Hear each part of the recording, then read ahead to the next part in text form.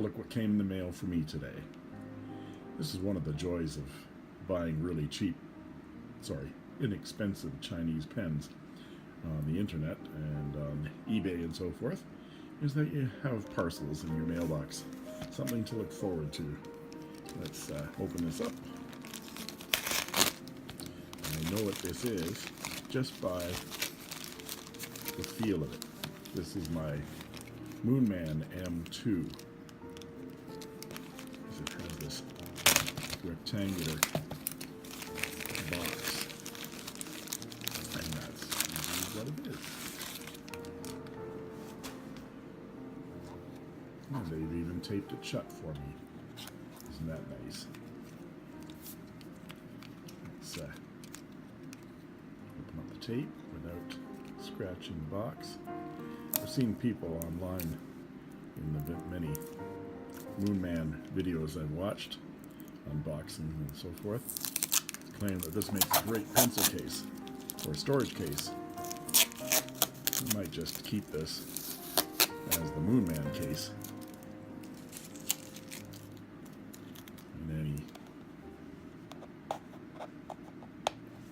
In any event, I'll get that later. It does seem to be a really nice kind of case. Has a little latch. Ah, it's a down latch. Ah, I've got it upside down. There we go. And there she be. That's quite lovely. It's got a velvet covered piece of foam with the Moonman and the eyedropper. Yeah, that's a very nice presentation for a pen that's in the $15 range Canadian. Can't remember right off the top of my head what I paid for it. It's about 15 bucks. So let's take a look at this guy. I can get it out. It's packed in there very nicely.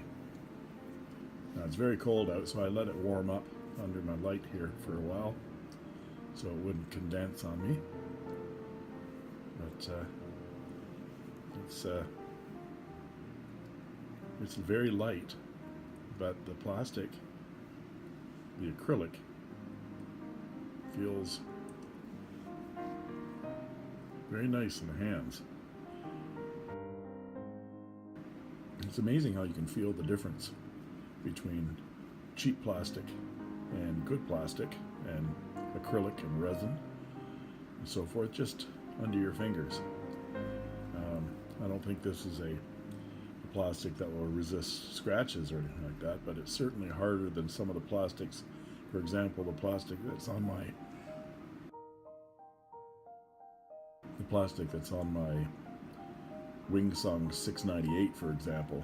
I was not impressed with how cheap that pen was, and it was $22, something like that. And this one was certainly less. So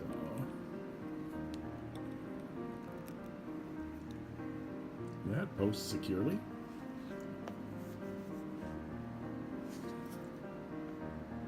That feels very, that cap weighs nothing, so that extra length, whether capped or uncapped, you don't even really feel it.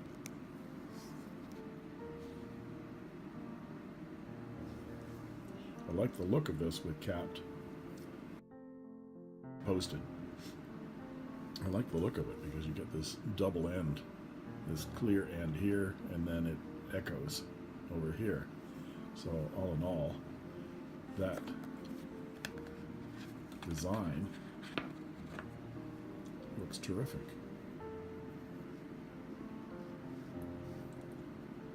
Look at that.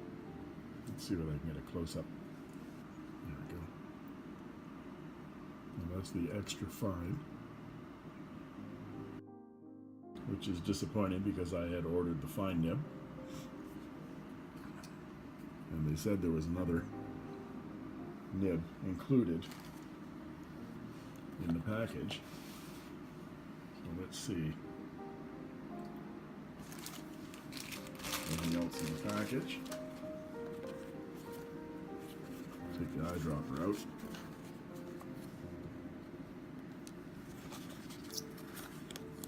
Yep, there's nothing else there.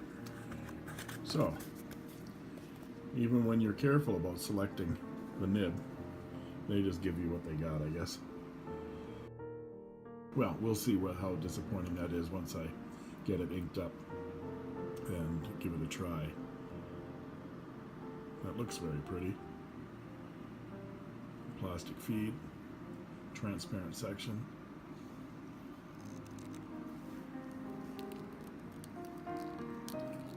And it is nice and tight. You can feel that silicone ring right there. You can feel that when you're unscrewing it. So I'm going to put a little bit of silicone grease on that before I fill it up. And I've purchased a special ink just for this. Someone else had a Moonman band here that didn't line up with the nib. This one's perfectly aligned. Let me show you. Show you the ink that I've chosen for this pen. So a new bottle of Roshizuku Yama-Budo. I think when you look at that color in this pen, I think that's going to be very pretty. Well, I'm going to grease it up and ink it up. And I think I will video the process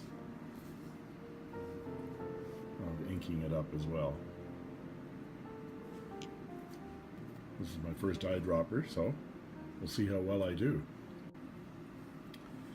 Alright, so what I've done in the meantime is I've taken the nib out of the section. Here's the nib. It's encased in this plastic case. Now, I assume that will come out of there. I don't really need to take that out of there unless I need to change the nib. So we're going to give that a try first. But what I did was I flushed this whole thing with water with a tiny bit of dish soap in it, and then rinsed it and rinsed it and rinsed it to make sure that it was clear, and then dried it out. I get it dry a little bit faster by shooting some compressed air at it, and gets all the moisture out of there. And now I'm going to apply some silicone grease to these threads and that little rubber gasket there. There's silicone gasket. Here is a year's supply of silicone grease. It came in a package of 3 bottles, 445 milliliters each of silicone grease, and I got it for like $10 or something like that at the hardware store. Amazing what it's used for. It's lubricant for a treadmill. So I went into a hardware store and got 3 bottles of this stuff. It'll last 3 lifetimes. We're going to open this up, because you only need a tiny little bit here. And we're going to put just a tiny drop, just like that.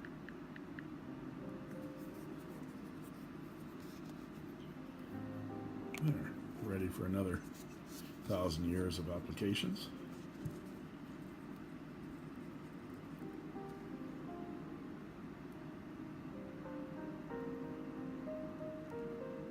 Get it all the way around.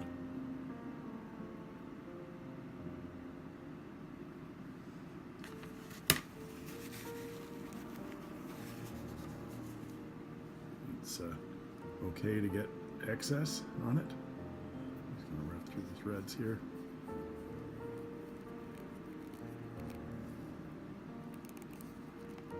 And let the excess squeeze out. There we go. That should do that. Also, this box had a little sticker on there. If you ever have any difficulties with getting stickers off of things, you know how you peel them off and there's always excess. This is a little trick for you. Roncinol lighter fluid. It's mostly naphtha. And what naphtha does is it takes off all the sticky stuff on that label just as quick as you please. Lickety split. Comes right off with the Kleenex. And then it evaporates. It's really, really useful. I use it in the guitar world all the time, getting any sticky residue off of guitar surfaces without damaging them. It worked great on this. And Roncinol is really cheap. It comes in a more expensive version, you probably know, called Goo Gone or Gooby Gone. It has an orange kind of and they have a better scent to it and stuff like that. But it's the same stuff as naphtha. So I get it by the big bottle, really cheap. So let's put the nib back in the section very gently. I'm not squeezing on this very hard at all.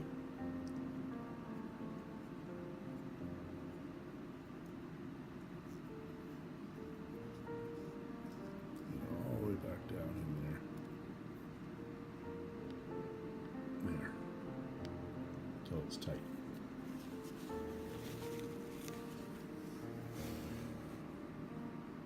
Good. All ready to get inked up. So let's give that a try.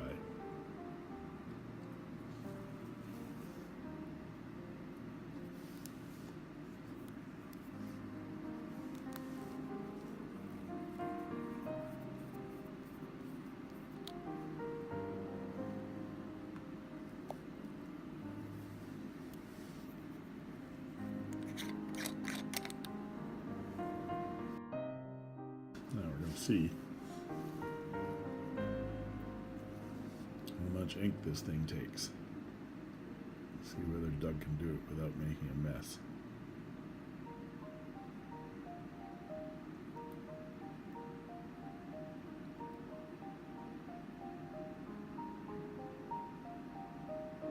The idea is you don't want to get it on any of those threads.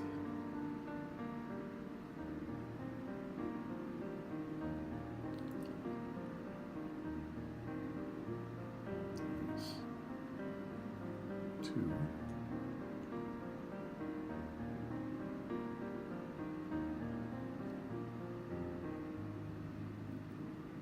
3 eyedroppers there. There we go. Now, lay that down. It's good that this is glass, because then you can clean it up afterwards. I'll put this together first.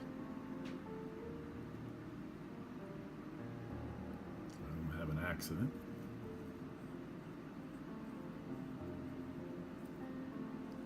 And if you watched any of my other videos, you know I'm a guitarist, and these are my guitar fingernails, so don't tell me to trim my nails. Thank you, because I won't. I play guitar. There we go.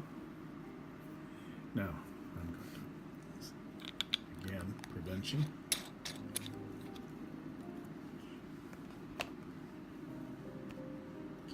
Accidents from happening.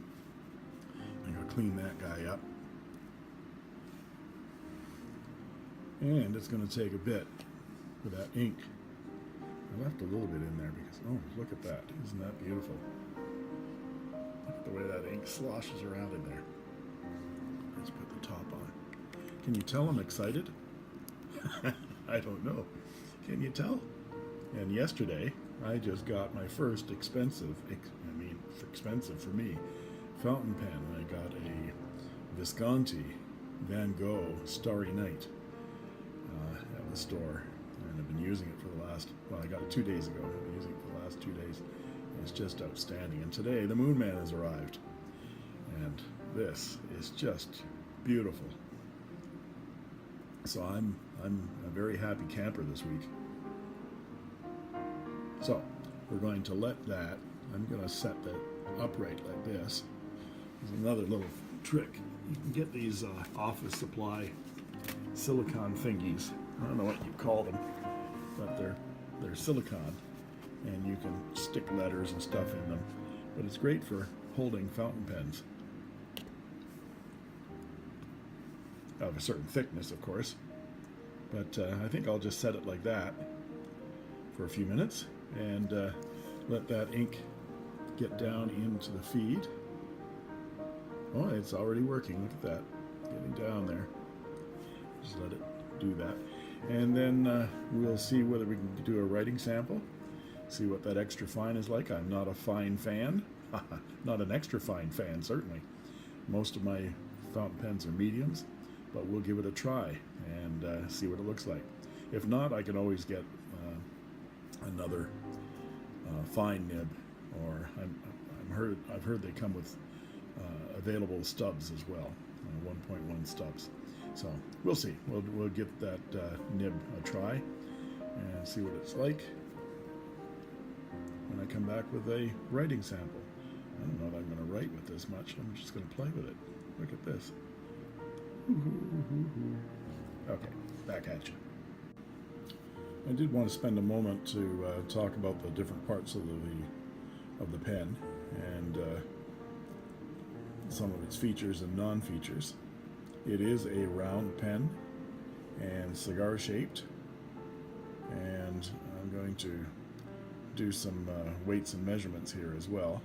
I'll put them up on the screen, the length and width and that kind of thing, posted, unposted. But it is a screw cap.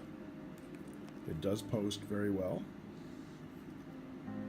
It looks like a number 5 nib, clear section, black plastic feed. A red looks like powder coated aluminum color red band, and both ends look like they're machined. You see that sort of a screw or a drill kind of a impression in that cap there. So it looks like this acrylic has been machined, and it matches at the other end. It comes to a point there. Now, there is no clip on this pen. It opens with one and a bit turn. So you grab it properly, and it's one turn to uncap. Now, when you've got it on your paper, it will roll away on you. So if that's an issue for you, and this isn't the pen for you, if you put it in your pocket, of course, it'll drop down into your pocket because there's no clip. But again, as a desk writer, what's more fun than this? I'm wondering whether they'll come out with different colors of bands here so that you can match the ink and the color to these things, but and whether they'll come up with a transparent feed here as well to make it a totally look like that nib is just floating in a sea of ink. But again, I think this is a good match between the Iroshizuku Yama-Budo and the Moonman M2. So here are the stats.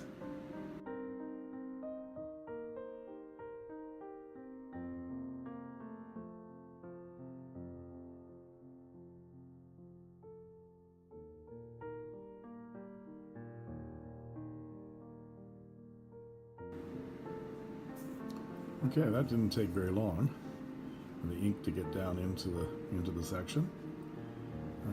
Just a minute or two. So let's see. I'm really, as I said before, not a fan of extra fines, but we'll see. I don't like shaky writing, and extra fines really accentuate that. Okay, this is a Rhodia dot pad, and this is the Moonman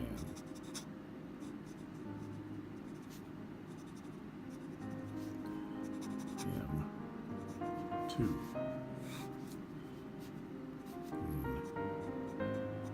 And extra fine. The ink is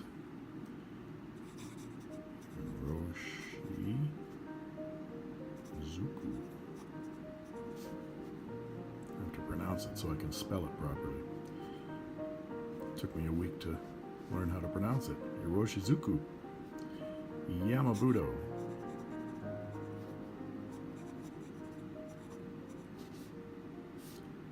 The hyphen. Today is Thursday.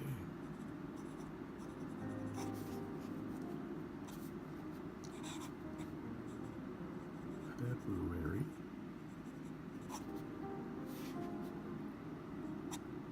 7th, 2019. Okay, it is a very fine experience. The pen isn't that wet. Yeah, wet enough for an extra fine, I guess.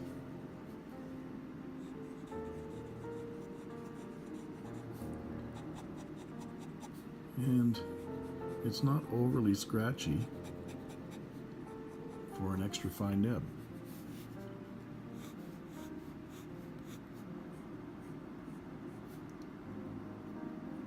Can get a little bit of line variation, but I'm not going to push this nib. Let's do a little bit of writing here. Bear with my handwriting, especially with the shakiest pen in the West.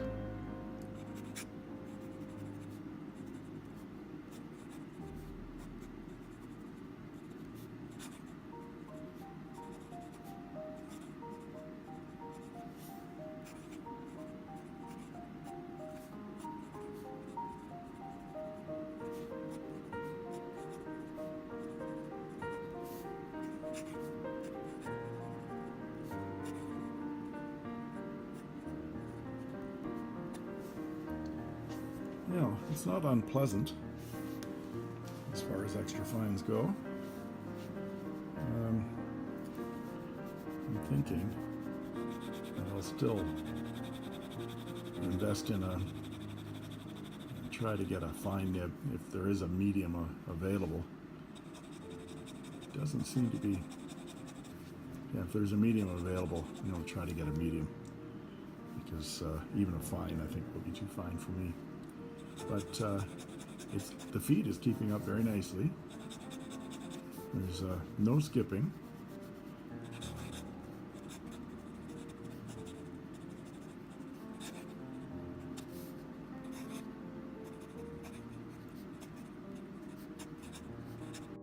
Okay, I got cut off because of a phone call, but that was a quick writing sample, and it certainly seems to perform for an extra fine. I just wanted to say thank you for watching, and that's all she wrote.